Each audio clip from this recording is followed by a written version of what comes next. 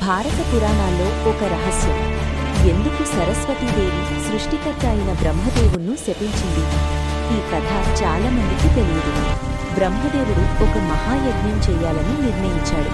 యజ్ఞం పూర్తి కావాలంటే భార్య సరస్వతీదేవి తప్పనిసరి.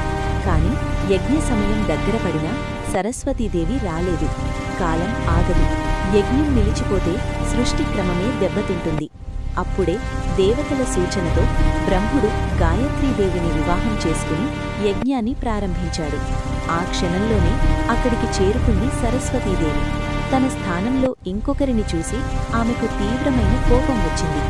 ధర్మం కోసం చేసినా ఇది న్యాయం కాదు అని బ్రహ్ముడిని శపించింది. నీకు భూమిపై ఆలయాలు చాలా తక్కువగా ఉంటాయి అని. అందుకే నేడు భారతదేశంలో బ్రహ్మదేవుడి ఆలయాలు చాలా అరుదు.